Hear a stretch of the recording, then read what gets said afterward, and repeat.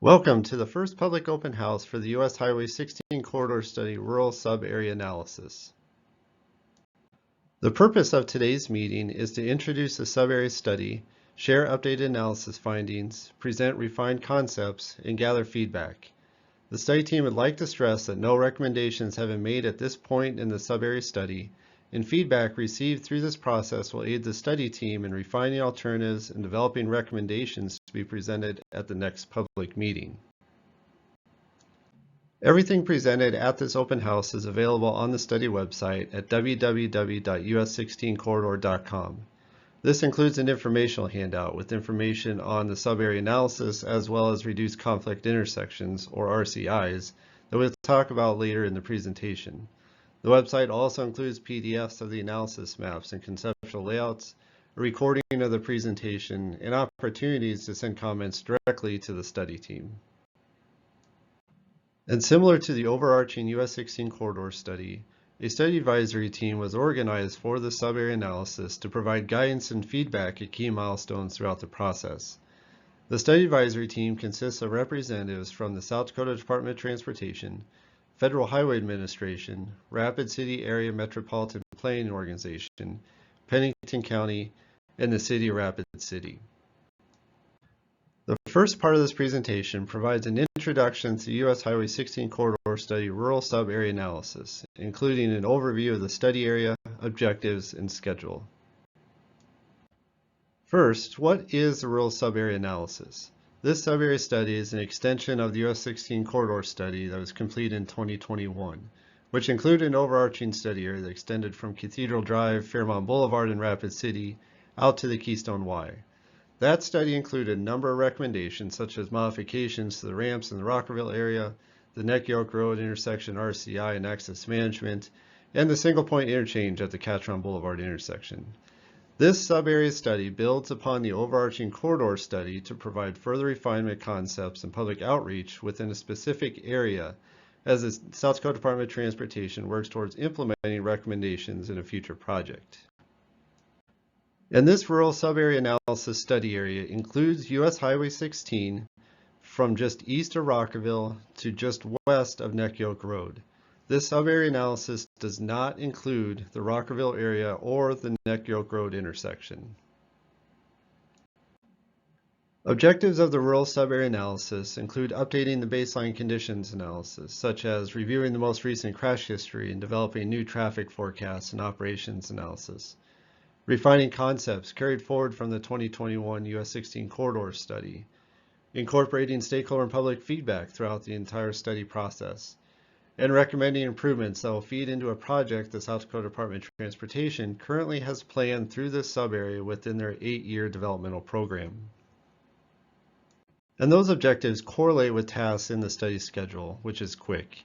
Data collection analysis occurred from July through September, and initial refinement concepts that we are presenting here at this public open house occurred in September and October.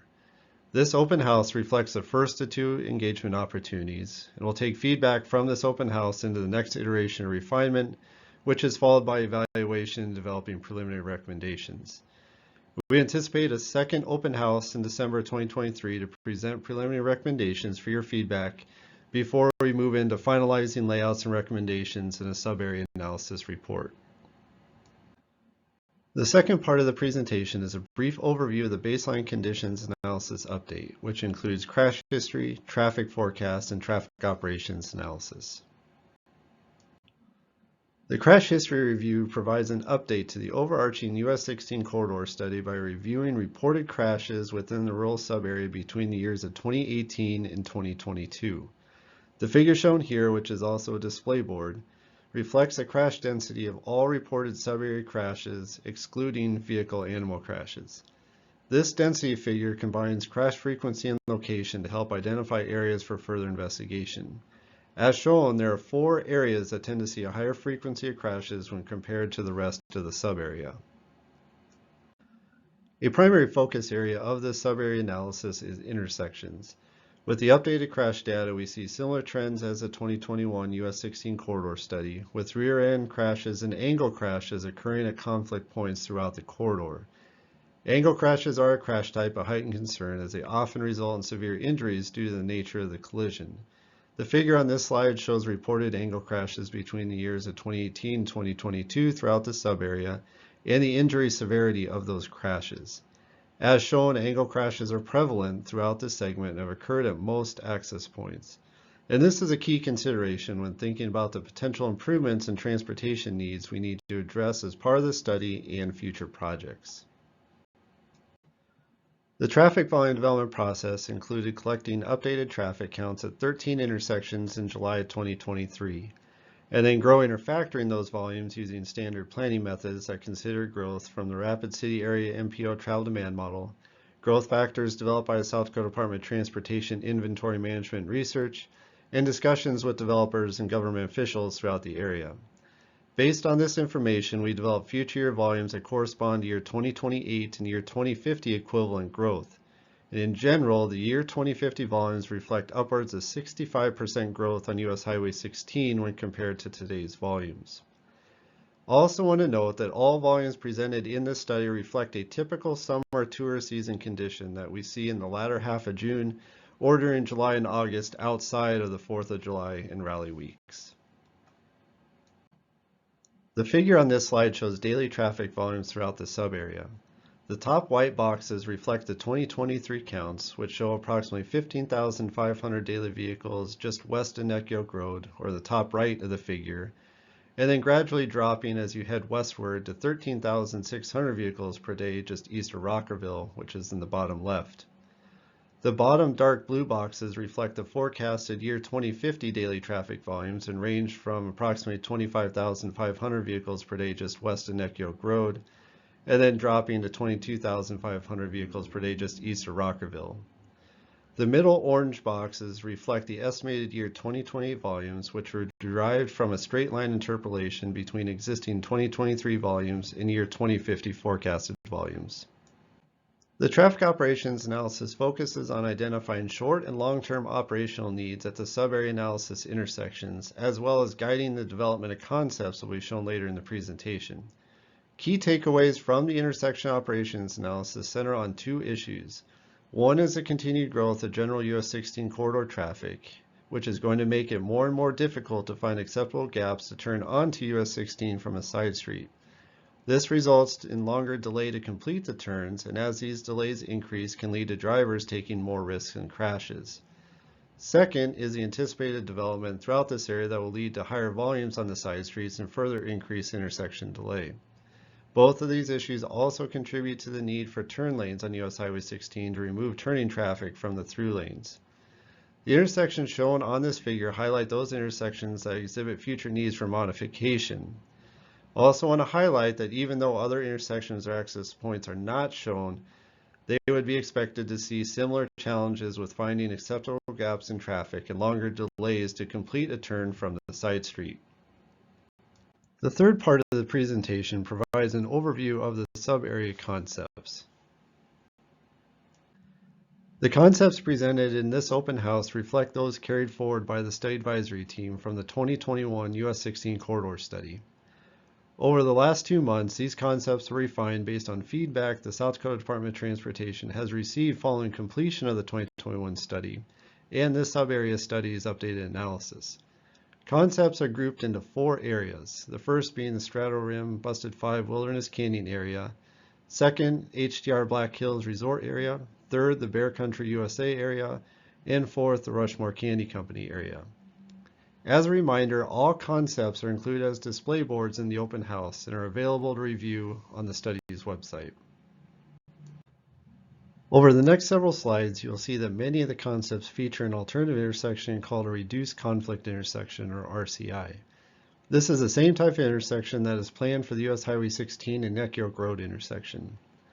As volumes continue to grow on the US16 corridor and adjacent land develops, it is going to be increasingly difficult for motorists to safely and efficiently turn to and from the side street access points, particularly during higher volume conditions such as the summer months. We see these challenges already during different times of the year and in the crash history, and anticipate to only become more challenging in the future with continued traffic growth. Safety is one of the key benefits of an RCI. Research has shown up to 70% reduction in fatalities and 42% reduction in injuries due to the elimination of up to 14 crossing conflict points. Crossing movements reflect the highest risk movements within an intersection and those that are most susceptible to high severity angle crashes. RCIs are also shown to provide notable operational benefits by simplifying navigation flow through the intersection for all types of vehicles and maintaining access to local streets. An RCI maintains full access to the side street and allows motorists to focus on one direction of conflicting traffic at a time. For US Highway 16 traffic turning to the side street, there are no changes as all movements are provided at the main intersection. For side street traffic turning to or crossing US Highway 16, there is no change for right turn traffic. For left turn and crossing traffic, the vehicles turn right and head directly into the U-turn lane located in the median. From there, they travel down to the U-turn location and complete the U-turn and then travel back to the main intersection. The open house meeting handout includes links to videos that demonstrate how to drive an RCI and how larger vehicles such as a semi-truck or pickup hauling a load navigate an RCI. There's also additional RCI information such as safety benefits from state-specific and national research and testimonials from business owners adjacent to RCIs and other users. Much of this information is from the Minnesota Department of Transportation, which has constructed over 70 RCIs statewide with considerable success. The next several slides provide a brief overview of each of the concepts being considered as part of the sub-area analysis.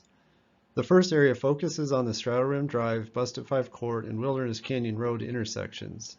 Scenario A reflects RCIs at those three intersections constructed on the existing US 16 alignment, along with modifications to other existing access points. Similar to the other concepts, these main intersection RCIs provide the framework for full access intersections that future area development will need to tie into. Scenario B reflects modifications to the existing Strato Rim Drive, Busted 5 Court, and Wilderness Canyon Road intersections to add turn lanes and median acceleration lanes for side street left turns to head towards Rapid City.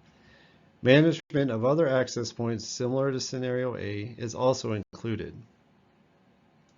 Scenario C is the first of three RCI concepts that shift the US Highway 16 corridor to the south to provide room for a frontage road on the north side for driveway access. This first concept combines the Strato Rim Drive and Busted 5 lane intersections to a single RCI and centers it between these two roadways. The Wilderness Canyon Road RCI is maintained similar to Scenario A. The US Highway 16 alignment is shifted south to provide 250 feet separation between the frontage road and US Highway 16 travel lanes. Scenario D is similar to Scenario C in that it combines the Strato Rim Drive and Busted 5 Court intersections to a single RCI and maintains Wilderness Canyon Road intersection as its own RCI. In this scenario, the existing US Highway 16 westbound lanes are converted to the frontage road through much of the area. This provides considerable cost savings by being able to use existing infrastructure to maintain access. It also provides an internal connection across all three local streets and where local traffic would no longer need to access US Highway 16 when traveling from one local street to another, such as going from Wilderness Canyon Road to Strato Rim Drive. Scenario E is similar to Scenario C, but reduces the distance between a new frontage road and US Highway 16 to 150 feet instead of 250 feet. The combined Strato Rim Drive and Busted 5 Court RCI is also shifted further to the east to line up with the Busted 5 Court alignment. The open house includes a display board with analysis findings that highlight two key differentiators for the Strato Rim Busted 5 Wilderness Canyon area RCI concepts. The operations analysis of an RCI under future year traffic conditions highlight the benefits of simplified navigation through the intersection where motorists only need to focus on one direction of conflicting traffic at a time. In the year 2050 conditions, motorists wanting to turn left from the side street can turn right, travel downstream to the U-turn, complete the U-turn, and head back to the main intersection quicker than if the motorist was trying to turn left at a traditional intersection under the same traffic conditions. The analysis results show a savings as high as 40 seconds in the PM peak hour. It is important to understand that the increased delay measured at a traditional intersection is not just specific to the left-turning vehicle at the stop bar waiting to find a gap in two directions of traffic, but it's the cumulative effect of this delay that is passed on to each vehicle waiting in the queue. As noted before, research has shown up to 70% reduction in fatal crashes and 42% reduction in injury crashes with RCIs. This is demonstrated in a predictive safety analysis that shows a corridor-wide reduction in fatal and injury crashes by upwards of 29 to 33% in the RCI scenarios. The median U-turn concept shows some safety benefit, which is expected as vehicles turning left from the side street can enter their own lane on the far side, accelerate, and then merge into US16 mainline lanes. MnDOT research findings note the safety benefit of median acceleration lanes at locations with high volumes of trucks entering and exiting at a single point. However, research has also shown that median acceleration lanes do not reduce serious injury crashes and may actually increase the number of minor crashes at other locations. A big issue with median acceleration lanes is compliance, particularly in areas with unfamiliar drivers and whether they are used correctly or even used at all. The refinement of concepts in the HDR Black Hills Resort area resulted in two scenarios. Scenario A provides a three-quarter access at the HDR Black Hills main driveway and right and right out access at the House of Scandinavia. HDR Black Hills and House of Scandinavia traffic wanting to head towards Rapid City would need to make a U-turn at the Wilderness Canyon Road intersection or use the extended 47th Avenue connection to access Wilderness Canyon Road. Scenario B provides an RCI at the HDR Black Hills main driveway and a three-quarter access at the House of Scandinavia. House of Scandinavia traffic would have the opportunity to head towards Rapid City by using the U-turn within the HDR Black Hills RCI. The Bear Country USA area concept is very similar to what was shown in the 2021 US16 Corridor Study and constructs an RCI at the Bear Country exit and a three-quarter access at the Bear Country entrance. The Rushmore Candy Company area concept is also very similar to what was shown in the 2021 US16 Corridor Study, and it constructs an RCI at the Southern Rushmore Candy Company access, which is shifted slightly to the west to provide US16 access to all three parcels that come to a point in that area, and also incorporates a right in, right out at the northern access. And finally, the fourth part of the presentation includes opportunities to provide feedback and next steps. As part of the first public open house, we are looking for your feedback on the presented concepts with questions such as, what do you like about the concepts? What do you not like, or what needs to change? Is there something that could change within a concept to make it better? What else do we need to consider? We do want to stress that now is the time to provide this feedback so we can continue to refine and evaluate alternatives. There are multiple ways to provide comments, including filling out a comment card, submitting comments directly through the study website, or reaching out to any of the study contacts. And this concludes our presentation. We would like to thank you for your interest and participation in the sub-area study. We appreciate comments by Friday, November 17th, so we can move efficiently into the next phase, which includes additional refinement and evaluation of alternatives.